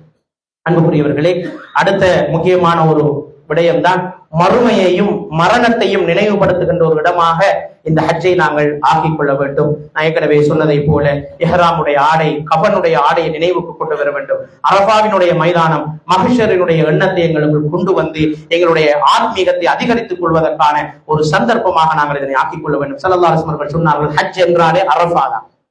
ஹஜ் என்றாலே அரஃபா தான் என்று சொல்கின்ற அளவுக்கு ஹஜ்ஜினுடைய இதயம் அரஃபா. கோடிக்கணக்கான மக்கள் ஒரே ஆடையுடன் மஹ்ஷரிலே நிற்கிறத போல ஒரு உணர்வை ஏற்படுத்துகின்ற ஒரு விடயம். எனவே அந்த நாளிலே நரக விடுதலைக்காக அதிகம் நாங்கள் துவா செய்து கொள்கின்ற ஒரு சந்தர்ப்பமாக ஆக்கிக் கொள்ள வேண்டும். அடுத்த முக்கியமான விஷயம்தான், பயணத்துக்கு எல்லா விடயங்களையும் ஏற்பாடு செய்திருப்போம். ஆனா அல்லாஹ் தஆலா சொல்றான், ஃபதஸவ்வது, பயணத்துக்கு எல்லா ஏற்பாடுகளையும் செய்து கொள்ளுங்க. ஃபைன்ன கைர ஸாதித் தக்வா, நீங்க செய்யற ஏற்பாடுகளை ஆகச் சிறந்த ஏற்பாடு எது தெரியுமா? தக்வாவை எடுத்துட்டு போறது. தக்குவாவோடு நீங்க பயணம் போறதுதான் ஆகச் சிறந்த பயணம் என்று சொல்ல அல்லாஹ் தஆலா குர்ஆனிலே சொல்கின்றான். எனவே கல்லறிகிறோம். ஏன் கல்லறிகிறோம்? கல்லறிவது ஒரு வணக்கம் கிடையாது, கல்ல எறிகிறது ஒரு வணக்கம் இல்லை. ஆனா ஏன் அல்லாஹ் தஆலா அதை வணக்கமாக்கி வைத்திருக்கிறான் என்றால், கல்லறிவதல்ல அவருக்கு முக்கியம். இந்த கல்லை எறிகின்ற போது உள்ளத்தில் ஒரு சிந்தனை வர வேண்டும். எப்போதெல்லாம் இப்ராஹிம் அலைஹிஸ்ஸலாத்திலே ஷைத்தான் வந்து அவரை வழிகெடுக்க வந்தாலும் அப்போதெல்லாம் அவர் கல்லை எடுத்து எறிந்தார், ஷைத்தானை விரட்டினார். இப்போது அதனை நினைவுபடுத்தி அந்த சந்தர்ப்பத்தை செய்து பார்க்கிறோம். பிராக்டிக்கலாக ஒரு ட்ரைனிங் தானே. அந்த ட்ரைனிங் விளைவு எங்க தெரியுமா? ஹஜ்ஜோட முடியறது. இதுக்கு புறவுதான் ஷைத்தான் உங்களை அதிகமாக தூண்டுவானே, இவன் ஹஜ்ஜையும் செஞ்சுட்டான், சொல்றதுக்கு போறதுக்கு ரெடியான இவனை வழிகெடுக்கணும் என்ற எண்ணம் ஷைத்தானுக்கு வந்துடும். எனவே மிக அதிகமாக உங்களை ஹஜ்ஜுக்கு பிறகு ஷைத்தான் வழிகெடுக்க நாடுவான். ஏன் ஹஜ்ஜிலேயே வழிகெடுக்க நாடுவான், ஹஜ்ஜிலேயே வேற சிந்தனைகளை கொண்டு வருவான். அந்த நேரத்தில் எல்லாம் உள்ளத்திலே இருந்து கல்லறிகின்ற உண்மையான கல்லறிதலை நீங்கள் ஆரம்பிக்காவிட்டால் அந்த தியாகங்கள் இல்லாமல் போய்விடும் என்பதை நாங்கள் மறந்துவிடக் கூடாது. ஹாஜர் அலைஹிஸ்ஸலாம் அவர்கள் செய்த அந்த தியாகம் அப்படிப்பட்ட ஒரு தியாகம் தான். அதே மாதிரி தக்குவா என்கின்ற அந்த கட்டுச்சாதத்தை நாங்கள் எடுத்துக்கொண்டு போக வேண்டும். அன்புக்குரியவர்களே, இப்பொழுது காபாவை தவாஃப் செய்து கொண்டிருக்கிறோம் என்றால் அது வெறும் தவாஃப் கிடையாது. காபாவை மையமாக வைத்து பல்லாயிரக்கணக்கான மக்கள் சுற்றுவது ஒரு பிரகடனம். என்னுடைய வாழ்க்கையின் மையம் அல்லாஹ். எனவே அல்லாஹ் சொன்னதற்காக இந்த காபாவை நான் வலம் வருகிறேன் என்ற அந்த உணர்வு, அது எப்படி சுழல வேண்டும்? இன்ஷா அல்லாஹ் இதற்கு பிறகு என்னுடைய எஞ்சிய வாழ்நாளின் மரணம் வரைக்கும் அல்லாஹ்வினுடைய சட்ட திட்டங்களை சுற்றி, அவனுடைய கட்டளைகளை சுற்றி, அவனுடைய குர்ஆன் சுன்னாவை சுற்றித்தான் என்னுடைய வாழ்க்கை தவாஃப் செய்து கொண்டிருக்கும் என்ற உணர்வை ஏற்படுத்துவதுதான் உண்மையான தவாஃப். உலகத்திலே எல்லாமே தவாஃப் தான். இந்த கோடான கோடி படைப்புகள்ல இந்த பிரபஞ்சம் சுத்தி கொண்டுதான் இருக்கிறது. இந்த பூமி சுத்தி கொண்டிருக்கிறது, இந்த சூரியன் சுத்தி கொண்டிருக்கிறது, ஒவ்வொரு படைப்புக்குள்ளும் இருக்கிற அணுவுக்குள்ள எலக்ட்ரோனும் புரோட்டோனும் சுத்தி கொண்டுதான் இருக்கிறது. எனவே எல்லாமே தவாஃபில தான் இருக்கிறது. ஒட்டுமொத்த பிரபஞ்சமும் தவாஃபில தான் இருக்கிறது. மனுஷன் மட்டும்தான் பகுத்தறிவு வழங்கப்பட்ட மனிதனும் ஜின்னும் தான் அல்லாஹ்வுக்கு மாறு செய்து கொண்டிருக்கிறான். மற்ற எல்லாம் அல்லாஹ்வினுடைய கட்டளை ஏற்று சுத்தி கொண்டுதான் இருக்கிறது. மனிதனும் நாங்கள் அறியாமல் சுத்தி கொண்டிருக்கிறோம். எனவே நான் யா அல்லாஹ் அப்படிப்பட்ட மனிதன் கிடையாது. உன்னுடைய கட்டளையை அடிபணிந்து உன்னுடைய அழைப்புக்கு பதில் தந்து நான் இங்கு வந்து சுத்தி கொண்டிருக்கிறேன் என்றால் என்னுடைய எஞ்சிய வாழ்நாளிலும் உன்னுடைய கட்டளைகளை சுட்டுவதற்கு நான் தயார் என்று வெளிப்படுத்துகின்ற ஒரு பிரகடனம் தான் இந்த ஹஜ், இந்த தவாஃப். இந்த உணர்வோடு தவாஃபை செய்வதற்கு முயற்சி செய்யுங்கள். அது மிக முக்கியமான ஒரு விடை. அடுத்ததுதான் ஜுஹுத். ஜுஹுத் என்று சொல்றது உலகத்துல பற்றில்லாம இருக்கிறது. உலகத்தை பற்றில்லாம இருக்கிறது ஏழையா இருக்கிறது இல்லை. ரசூல் ஸல்லல்லாஹு அலைஹி வஸல்லம் அவர்கள் மிகப்பெரிய செல்வந்தர். சஹாபாக்கள் பலர் கோடீஸ்வரர்களாக இருந்திருக்கிறார்கள். நபிமார்கள் பலர் கோடீஸ்வரர்களாக இருந்தார். இப்ராஹிம் அலைஹிஸ்ஸலாம் செல்வந்தரா இருந்ததால அல்லாஹ் அவருக்கு அந்த பொறுப்பை கொடுத்தார். ஹஜ்ஜுக்கான முழு செலவை நீங்க தான் பொறுப்பெடுக்கும். அவை செல்வம் வைத்திருப்பது ஜுஹுதுக்கு எதிரானது கிடையாது. ஜுஹுத் என்பது செல்வத்துல பற்றில்லாம இருக்கிறது. செல்வம் தான் எனக்கு எல்லாம் என்று நினைக்கிறது தான் இஸ்லாத்துல கூடாது. செல்வம் எவ்வளவு வைத்திருக்கலாம், ஆனால் அந்த செல்வத்தின் மீது பற்றில்லாமல் இருக்க வேண்டும். இது இல்லாவிட்டால் என்ன, அதை கொடுத்தால் என்ன, ஒன்றும் குறையாது என்கின்ற இந்த உணர்வு வர வேண்டும் என்பதற்கு தான் ஹஜ். இவ்வளவு தூரம் ஏன் அல்லாஹ்வை வணங்க, அல்லாஹ் தான் எல்லா இடங்களிலும் அல்லாஹ்வை வணங்க முடியும். ஆனால் ஏன் இந்த இடத்துக்கு வான் அல்லாஹ் கட்டளை போட்டா தெரியுமா? உங்க காசை எனக்கா செலவழிக்கிற மைண்ட் உனக்கு வருதான்னு பார்க்கணும். முதல்ல அது வந்துட்டு அல்ஹம்துலில்லாஹ் காசு எல்லாம் ரெடி. இரண்டாவது என்ன, இப்பொழுது இந்த அல்லாஹ்வுக்காக எந்த ஒரு கஷ்டத்தையும் சகித்து வாழலாம் என்கின்ற உணர்வு எங்களுக்கு வர வேண்டும். இஹ்ராமுடைய ஆடை எதை சொல்கிறது? இது ஒரு எளிமையான ஆடை போது மனுஷன் வாழ்றது. இந்த மினா, அரபா, முஸ்தலிஃபால கூடாரங்கள்ல தங்குற போது என்ன உணர்வு? மனுஷனுக்கு ஒரு 6 அடி நிலம் தான் தேவைப்படுகிறது.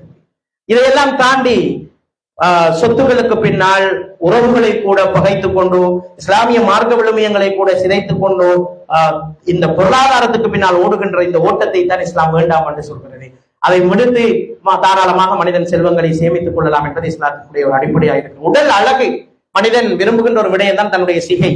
அதனை கூட முழுமையாக மன்னித்து அல்லாஹ்வுக்காக நான் கஷ்டப்பட்டு என்னுடைய அழகுக்காக வைத்திருந்ததை கூட தியாகம் செய்ய நான் ரெடி என்ற ஒரு உணர்வு இந்த ஹல்க் என்கின்ற இந்த முடியை கத்தரித்தல் அல்லது வலித்தல் என்கின்ற அந்த அமல் துணையை விட்டு தூரமாக இருக்க வேண்டும். அதுவும் ஹஜ்ஜிலே ஒரு முக்கியமான ஒரு விடயமாக இருக்கிறது. தாம்பத்தியம் கூடாது என்று சொல்லப்பட்டது ஒரு வகையான துறவரம் இஸ்லாத்திலே கிடையாது. ஆனால் அவ்வப்போது இஸ்லாம் அதற்கு இணையான சில பயிற்சிகளை எங்களுக்கு தருகிறது. நோன்பிலே, இஅ்திகாஃபிலே, அதே போன்று ஹஜ்ஜினுடைய கடமைகளிலே கொஞ்சம் தாம்பத்தியத்தை விட்டு தூரமாக இருக்குமாறு சொல்லி எங்களுக்கு அதுவும் ஒரு பயிற்சியாக இஸ்லாம் தந்து கொண்டிருக்கிறது. எளிமையான வாழ்க்கை முறைதான் ஒரு மனிதனுக்கு மிக பொருத்தமானது. அது ஹஜ்ஜிலே நாங்கள் செய்கிற எல்லாமே அப்படியான வணக்க வழிபாடுகள் தான்.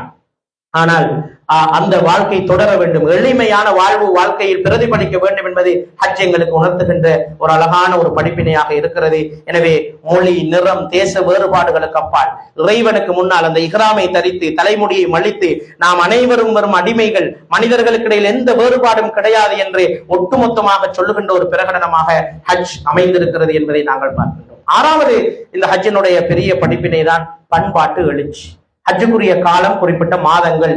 எனவே அவற்றில் எவரேனும் இஹ்ராம் அணிந்து ஹஜ்ஜை தம் மீது கடமையாக்கி கொண்டால் சம்போகம் கூடாது, கெட்ட வார்த்தைகள் பேசுதல் கூடாது, சச்சரவு கூடாது, இதெல்லாம் செய்யக்கூடாது என்று அல்லாஹ் தஆலா சூரா பக்ராவிலே தெளிவாக சொல்கிறான். எனவே பண்பாடை வளர்த்துக் கொள்ள வேண்டும் என்பதை, அழகான பேச்சை பேச வேண்டும் என்பதை, அடுத்த மனிதர்களோடு முரண்பட்டுக் கொள்ளக்கூடாது என்பதெல்லாம் ஹஜ் செய்கின்ற ஒருவரிடத்திலே ஹஜ்ஜில் மாத்திரம் பின்பற்றுகின்றதல்ல, ஹஜ்ஜுக்கு பிறகும் அவருடைய வாழ்க்கையில் பிரதிபலிக்க வேண்டிய அம்சங்கள் தான் இந்த அம்சங்கள் என்பதை நாங்கள் விளங்கிக் கொள்ள வேண்டும். ஏழாவது படிப்பினை அல்லாஹ்வுக்கு முழுமையாக அடிபணிகிறது. அதான் இந்த லப்பைக் அல்லாஹும்ம லப்பைக் என்று சொல்லக்கூடிய அந்த வார்த்தைகளுடைய அர்த்தம் அதுதான். யா அல்லாஹ், உன்னுடைய அழைப்புக்கு பதிலளித்து நாங்கள் வந்து விட்டோம். உன்னை தவிர வேறு இறைவன் கிடையாது, உனக்கு எந்த விதமான இணையும் கிடையாது, உனக்கே எல்லா புகழும் இருக்கிறது, ஞாமத்துக்கள் எல்லாம் உன்னிடமிருந்துதான் வருகிறது, உனக்குத்தான் ஆட்சி அதிகாரம் சொந்தமாக இருக்கிறது, எனவே உனக்கு இணை கிடையாது என்று மீண்டும் மீண்டும் சொல்லி அல்லாஹ்வை தூய்மைப்படுத்தி சொல்லுகின்ற அந்த தல்பியா அல்லாஹ்வுக்கு நாங்கள் முழுமையாக அடிபணிந்து விட்டோம் என்று சொல்லக்கூடிய ஒரு விடயமாக இருக்கிறது. ரமியை செய்கின்ற நேரம், இந்த கல்லறிகின்ற நேரம், இது தூண்களுக்காக நாங்கள் எறிகின்ற கல்லாக இல்லாமல் ஷைத்தானிய உணர்வுக்கு எறிகின்ற கல்லாக அதனை நாங்கள் ஆக்கிக் கொள்ள வேண்டும். எங்களுக்குள் இருக்கிற அகந்தை, பொறாமை, கோபம், உலகாசை போன்ற ஷைத்தானினுடைய தூண்டுதல்களை எல்லாம் அதை கல்லறிந்து விரட்டுகின்ற ஒரு உணர்வாகத்தான் அந்த கல்லறிகின்ற சந்தர்ப்பத்தை நாங்கள் பயன்படுத்திக் கொள்ள வேண்டும். குர்பானி செய்கின்ற போது வெறும் மிருகத்தை அறுப்பது குர்பானி அல்ல, இறைவனுக்காக எங்களுடைய ஈகோவையும் எங்களுடைய மனோ இச்சைகளையும் அறுத்து பலியிடுவதுதான் உண்மையான குர்பானியாக இருக்கிறது. எனவே இந்த எல்லா ரிச்சுவல்ஸ், எல்லா கிரியைகளுக்கு பின்னாலும் இருக்கிற உண்மையான நோக்கங்களை நாங்கள் அடைந்து கொள்வதற்கு முயற்சிக்க வேண்டும். அன்னை ஹாஜர் அலைஹிஸ்ஸலாம் அவருடைய அந்த தவக்குல், அதுக்கு அல்லாஹ் தஆலா கொடுத்த பரிசு தான் இந்த ஹஜ். ஒட்டுமொத்த ஹஜ்ஜினுடைய கிரியைகளும் ஒரு குடும்பத்தினுடைய சாதாரண செயல். அவர் சாதாரணமா ஓடினார், நாங்க ஓடுவது இபாதத். அவர் சாதாரணமாக செய்த ஒவ்வொன்றையும் அல்லாஹ் தஆலா இபாதத்தாக ஆக்கி வைத்திருக்கிறார். எந்த ஆதரவும் இல்லாத வறண்ட பாலைவனத்திலே அல்லாஹ்வுடைய கட்டளையா ஓம், அப்படி என்றால் அல்லாஹ் என்னை பாதுகாப்பான் என்று சொன்ன அந்த தவக்குலுக்கு அல்லாஹ் தஆலா கொடுத்த பெரிய பரிசுதான் அந்த கௌபாவினுடைய சுற்றி இருக்கிற அந்த வளங்கள், இன்றைக்கு இருக்கிற இந்த எல்லா கிரியைகள் எல்லாமே இறைவனின் மீதான ஒரு உண்மையான தவக்குலோடு கூடிய ஈமான நாங்களும் வளர்த்துக் கொண்டால் அல்லாஹ்வுடைய உதவி எங்களுக்கும் வரும் என்பதை தான் இந்த சம்பவம் எங்களுக்கு சொல்லி இருக்கிறது என்பதை நாங்கள் பார்க்கின்றோம். எனவே அன்புக்குரிய சகோதரர்களே, சகோதரிகளே, இன்ஷா அல்லாஹ் பயணித்து போகின்ற நாங்கள் நல்ல இலக்குகளோடு பயணிப்போம். இன்ஷா அல்லாஹ் ஒரு அங்கீகரிக்கப்பட்ட ஹஜ்ஜோடு தான் நான் திரும்பி வர வேண்டும். நான் சொன்ன அந்த 4 வட்டங்களில் 4 வட்டங்களையும் பூர்த்தி செய்தவனாக நாம் திரும்பி வர வேண்டும் என்ற நியத்தை வைத்துக் கொள்வோம். அதிகமாக எங்களுக்கு கிடைக்கின்ற சந்தர்ப்பங்கள் உம்ராக்களை செய்கிறது.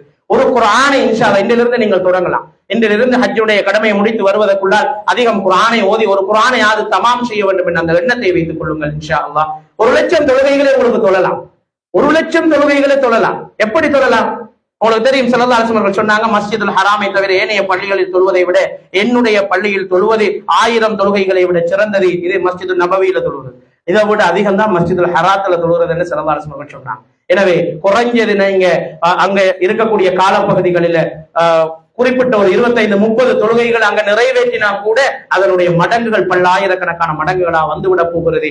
எனவே அதிகமான தொழுகைகள் அங்க தொழுது வருது மாத்திரமல்ல, சுன்னத்தான தொழுகைகளையும் அங்க அதிகமாக தொழுவதற்குரிய சந்தர்ப்பம் கிடைக்க போகிறது. எனவே பல ஆயிரக்கணக்கான தொழுகைகளை தொழுத நன்மைகளோடு திரும்பி வரக்கூடிய ஒரு சந்தர்ப்பம் தான் ஹஜ்ஜுடைய சந்தர்ப்பம். அதே மாதிரி தான் ஒரு இஅ்திகாஃபுடைய நியத்தோடு நாங்கள் பள்ளிவாசல்களுக்குள் அமர்ந்திருக்கின்ற நேரம் அது ஒரு பெரிய நன்மையாக எங்களுக்கு இருக்கிறது என்பதையும் ஹதீஸ்கள்ல இருந்து நாங்க தெரிந்து கொள்ளக்கூடியதாக இருக்கிறது. இந்த 3 விஷயத்தையும் கொஞ்சம் கவனிப்போம். நாங்க இன்ஷா அல்லாஹ் இங்க இருந்து போற நேரம் ஃபீ சபீலில்லாஹ், அல்லாஹ்வுடைய பாதையில போறோம். அதுல மௌத்தான சொர்க்கம் தான். ஃபீ சபீலில்லாஹ், அல்லாஹ்வுடைய பாதையில போறோம். அங்க போய் சேர்ந்தா லுயூஃபுல்லாஹ், அல்லாஹ்வுடைய விருந்தாளியாகத்தான் தங்கி இருக்க போறோம். அல்லாஹ்வுடைய விருந்தாளி நான் தங்கி இருக்கிறது அல்லாஹ்வுடைய ஹரத்துக்குள், அல்லாஹ்வுடைய மாளிகையினுடைய எல்லைக்குள். எனவே நாங்கள் லுயூஃபுல்லாஹ், அல்லாஹ்வுடைய விருந்தாளி ஆகி போறோம். திரும்பி வருகிற நேரம் கலீலுல்லாஹ்வாக, அல்லாஹ்வுடைய நேசராக திரும்பி வர ஒரு நேரம் ஃபீ சபீலில்லாஹ், புறப்படுற நேரம் ஃபீ சபீலில்லாஹ், தங்கி இருக்கிற நேரம் ضيوفுர் ரஹ்மான், அல்லாஹ்வுடைய விருந்தாளிகள். வரும்போது கலீலுல்லாஹ் என்ற இந்த இலக்கு 3ஐயும் மறந்து விடக்கூடாது. இன்ஷா அல்லாஹ் ஃபீ சபீலில்லாஹ்ல போறது. தங்கி இருக்கிறேன் அல்லாஹ்வுடைய விருந்தாளி, அல்லாஹ்வுடைய விருந்தாளி எவ்வளவு கண்ணியமாயிக்கும், அல்லாஹ்வுடைய விருந்தாளி எவ்வளவு கௌரவமா நடந்து கொள்ளும், அல்லாஹ்வுடைய விருந்தாளி எவ்வளவு தியாகங்களை செய்யும். திரும்பி வரும்போது எப்படி இப்ராஹிம் அலைஹிஸ்ஸலாம் கலீலுல்லாஹ்வாக மாறினாரோ நானும் அல்லாஹ்வுடைய கலீலாக மாறுவதற்கு ட்ரை பண்ணணும் என்கிற முயற்சியோடு நாங்கள் திரும்பி வர வேண்டும். இஹ்லாஸை தவற விட்டு விட வேண்டாம். ஏனென்றால் அல்லாஹ் தஆலா லை யனாலல்லாஹு லுஹுமஹா வலா திமாவலாக்கி யனாலு தக்வா. அல்லாஹ் தஆலா நம்ம உதுஹியா கொடுத்தா அதுல இறைச்சியோ ரத்தத்தையோ அல்லாஹ் எடுக்கிறது. அல்லாஹ் தஆலா எங்க எடுக்கிறது தக்வா மட்டும்தான். அத மாதிரி தான்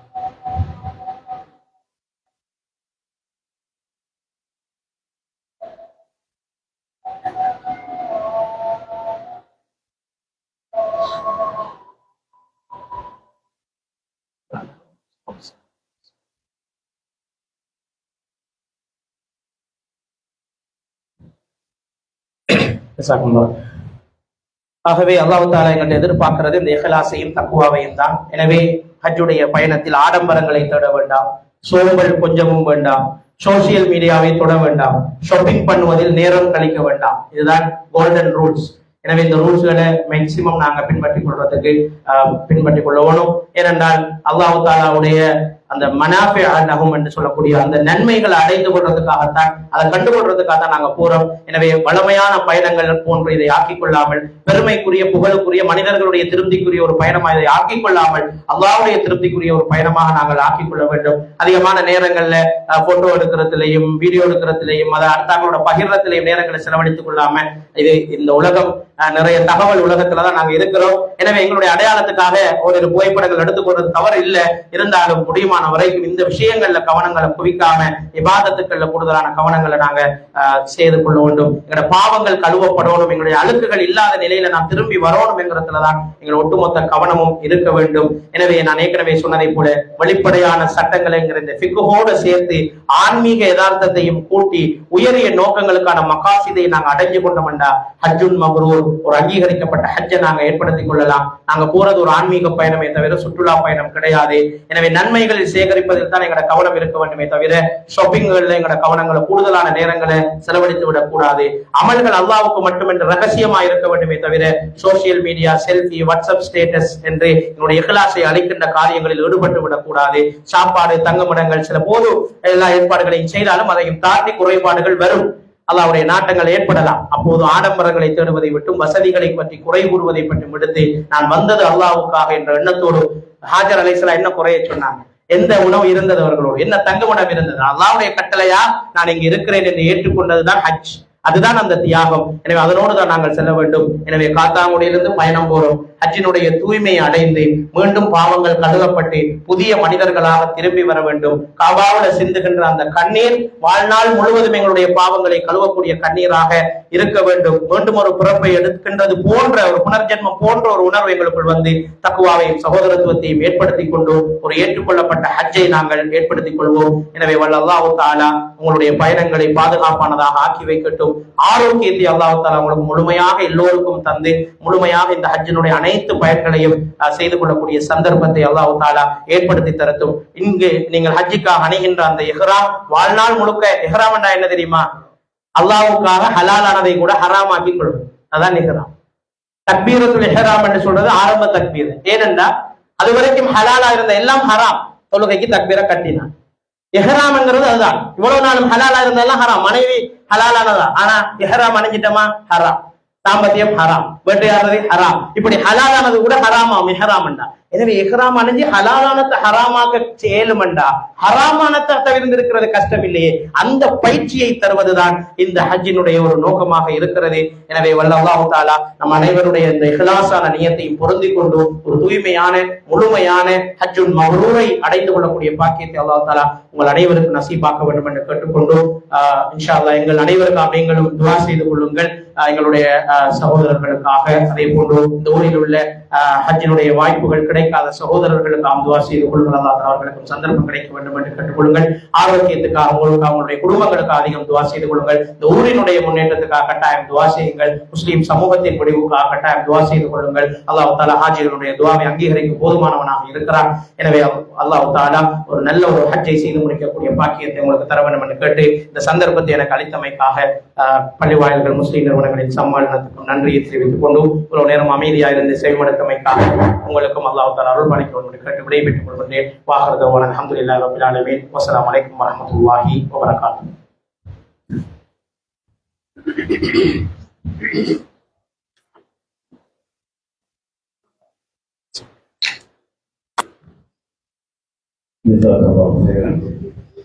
சிறப்பான ஒரு ஆன்மீக வழிகாட்டல் பயணத்துக்கான வழிகாட்டலை நான் தருகிறேன். சகல விடயங்களையும் பெரும்பாலும் உள்ளடக்கியதாக அது அந்த வழிகாட்டல் உரையினை வழங்கிய மிகக்குரிய ஷேக் நுஸ்ரி நபீதி அவர்களுக்கு மனமார்ந்த நன்றியை தெரிவித்துக் கொள்கிறோம். சுருக்கமாக சகல விடயங்களையும் இரண்டு அம்சத்துக்குள்ள உள்ளடக்க முடியும். ஹஜ்ஜின் போதும் ஹஜ்ஜுக்கு பின்னரும் தக்வல்லாஹி வ ஹுஸ்னுல் குலுக், அல்லாஹுடனான சீர் செய்யப்பட்ட உறவு, படைப்புகளுடனான அழகிய உறவு என்பதுதான் முழு அம்சத்தினுடைய சுருக்கமாக இருக்கிறது. அல்லாஹ்வோடும் நம்முடைய உறவை சரியாக, பலமானதாக, முன்னேறியதாக நாம் ஆக்கிக் கொள்வதோடு படைப்புகள், குறிப்பாக மனிதர்கள், இன்னும் குறிப்பாக நமது உறவுகள், நாம் யாரை சந்திக்கிறோம் அவர்களோடு மிக சிறப்பாக அழகாக நடந்து கொள்வது என்ற அந்த இரண்டு அம்சங்களும் தான் சகலவற்றினுடைய சுருக்கமாக இருக்கிறது. அல்லாஹ் தஆலா அந்த இரண்டு விடயங்களையும் சரியாக புரிந்து பின்பற்றக்கூடிய பாக்கியத்தினை அல்லாஹ் நசீபாக்குவானாக. அடுத்து எங்களுடைய பயணத்தினுடைய முகாமையாளராக